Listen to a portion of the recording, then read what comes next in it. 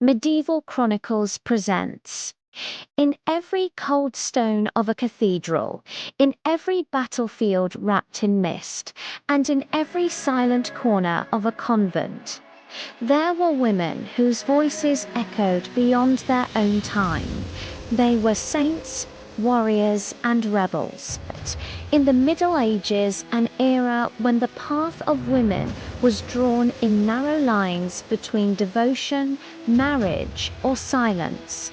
Some dared to step beyond the boundaries. They spoke to God's commanded armies, ruled kingdoms, and defied truths written by male hands.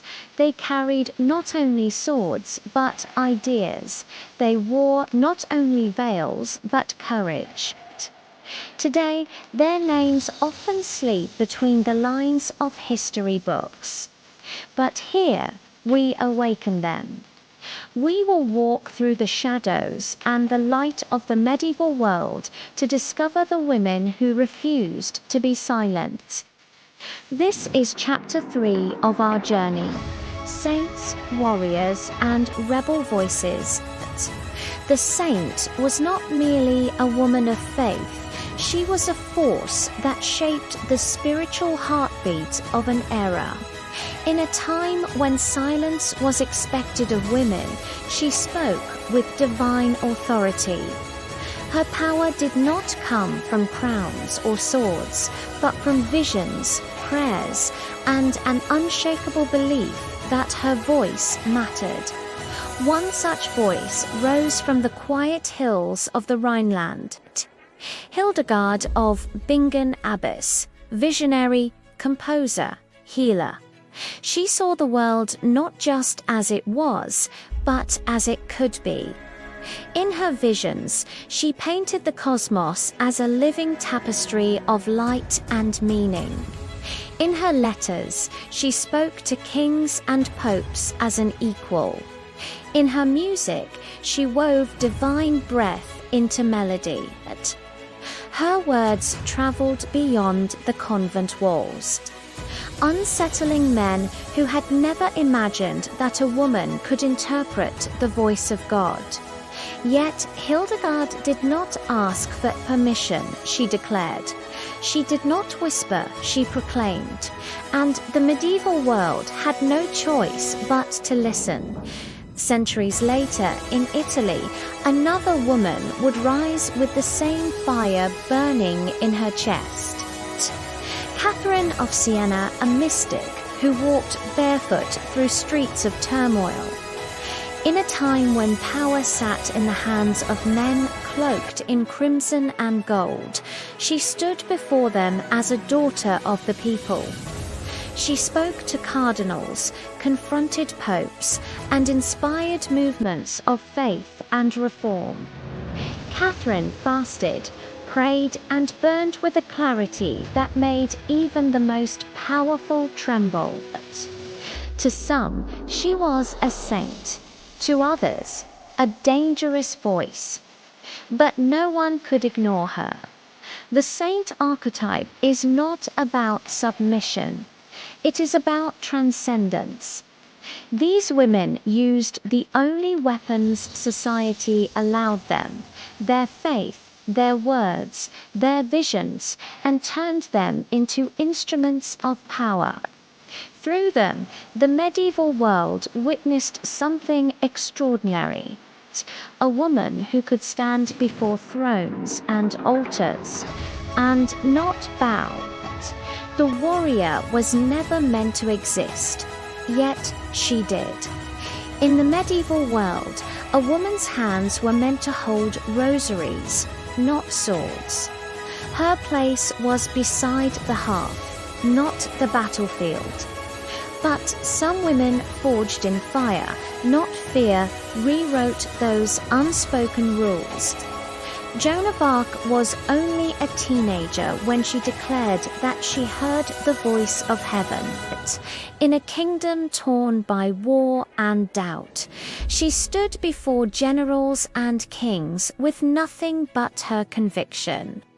While men wore armor of steel, Joan wore armor of faith. She rode at the front lines, not hidden behind walls. She raised banners, not veils. When she entered the field, she did not just lead armies, she became a living symbol. Every step she took challenged centuries of silence. They called her a miracle. They called her a witch. They called her everything except what she truly was, a woman who dared to lead. Long before Joan, another woman carved her name into the chronicles of power. Matilda of Tuscany, the great countess. She commanded troops, defended lands, and negotiated with emperors and popes. At a time when women were treated as pawns in political games, Matilda became a player. She built alliances, fortified castles, and turned her realm into a stronghold of both military and spiritual might. The warrior archetype is not merely about wielding a sword. It is about standing on a battlefield, real or symbolic, and refusing to retreat. These women fought not only enemies with armor, but systems built to keep them invisible. They stood between power and oppression, between faith and fire, and chose to fight. Their courage was not just in victory, but in existence itself. Because for a woman to wear armor in the Middle Ages was to declare war on the world that tried to silence her. The rebel is born when silence becomes unbearable. Unlike the saint, she does not seek divine permission. Unlike the warrior, she does not need a battlefield. Her war is against the invisible chains, the rules carved not in stone, but in expectations. In the courts of Europe, where men shaped the fate of nations, one woman refused to be a shadow. Eleanor of Aquitaine, Duchess, Queen, and Mother of Kings. But above all, she was a woman who chose Eleanor, refused to live within the script handed to her. She rode on crusades, advised monarchs, and reshaped courtly culture. When power tried to cage her, she negotiated. When it silenced her, she waited. And when the moment came, she ruled. She embodied the rebel not through fire or sword, but through presence. She was a reminder that power does not always roar. Sometimes it simply refuses to vanish. But rebellion was not always wrapped in royal silk. Sometimes it came from voices that whispered truths too dangerous to be heard. Marguerite Porete, a mystic and writer. In a world where theology belonged to men, she wrote The Mirror of Simple Souls, a book that dared to speak of divine love beyond the control of the church. She refused to recant. She refused to be silent. And for that, she paid the price with her life burned at the stake, but never erased from memory. The rebel archetype does not always win in her time, but she plants seeds in soil that centuries cannot bury. These women did not seek to fit the world. They forced the world to confront their existence. And in doing so, they became the spark that outlived their own names. Time moves forward, but echoes never truly fade. The stories of these women, saints, warriors, and rebels are not just fragments of the past. They are mirrors. Mirrors reflecting courage, defiance, and faith into the present. Hildegard of Bingen raised her voice in a time when silence was the rule. Today, women stand behind microphones, podiums, and digital platforms, still fighting to be heard, still challenging the boundaries of who gets to speak. Joan of Arc rode into battle when no one believed she should.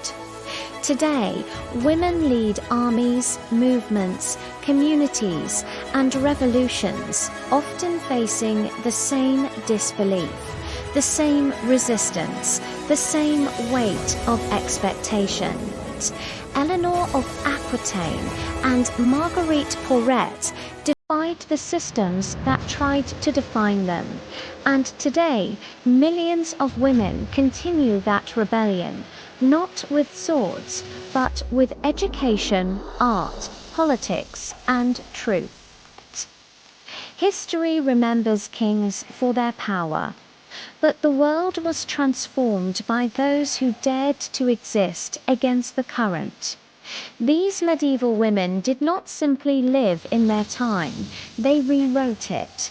And now, centuries later, their legacy is yours. Their strength lives in every woman who refuses to be silent. Their fire burns in every soul that dares to dream beyond what is expected. The saint, the warrior, the rebel. Three faces of one enduring truth. That power wears many forms, and courage has never belonged to one voice alone. If their stories moved you, share them. Let their names echo once more across centuries. Subscribe, like, and join us as we continue to uncover the forgotten voices of history. Because history is not only what happened, it's what still lives within us.